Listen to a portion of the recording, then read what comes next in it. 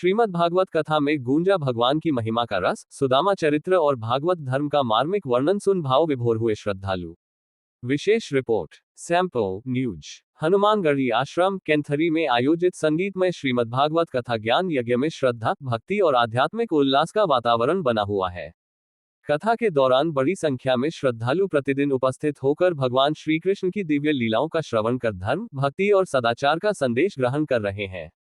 कथा के Parikshit Bohare Devesh Sharma Kainthari Shriji motors Bajaj agency सैंपल एवं उनकी धर्मपत्नी श्रीमती मंजू शर्मा कैंथरी है।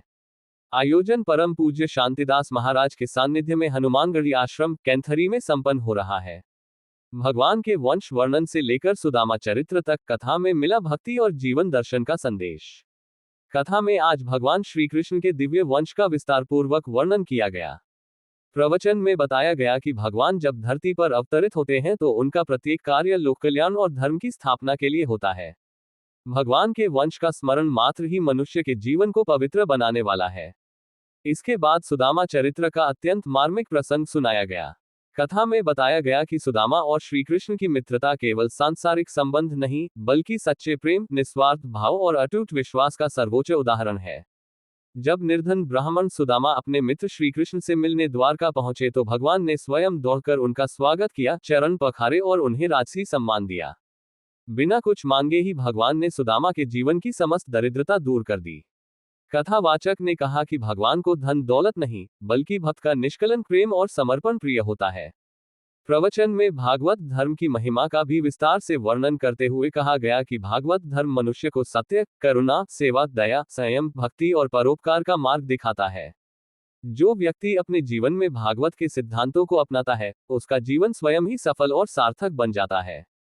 कथा के अगले प्रसंग में सुखदेव जी के गमन तथा राजा परीक्षित के मोक्ष का भावपूर्ण वर्णन किया गया। कथा में बताया गया कि 7 दिनों तक श्रीमद् भागवत का श्रवण कर राजा परीक्षित ने सांसारिक मोह माया का त्याग करते हुए परमात्मा में अपना चित्त लगा दिया और अंततः उन्हें मोक्ष की प्राप्ति हुई। इस प्रसंग के माध्यम से श्रद्धालुओं को संदेश दिया गया कि मनुष्य का जीवन क्षणभंगुर है, इसलिए उसे सदैव प्रभु भक्ति, सत्कर्म और धर्म के मार्ग पर चलना चाहिए। श्रीमद् भागवत का श्रवण जीवन को पवित्र बनाकर आत्मकल्याण का मार्ग प्रशस्त करता है। कथा के दौरान श्रद्धालु भक्ति रस में सराबोर नजर आए। भगवान श्री कृष्ण के जयकारों से पूरा आश्रम गुंजायमान हो उठा तथा वातावरण भक्तिमय बना रहा।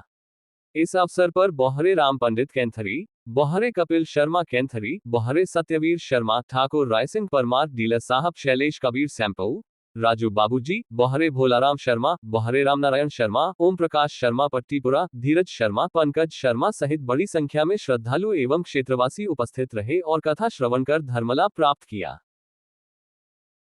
इस प्रकार का उन्होंने बदलने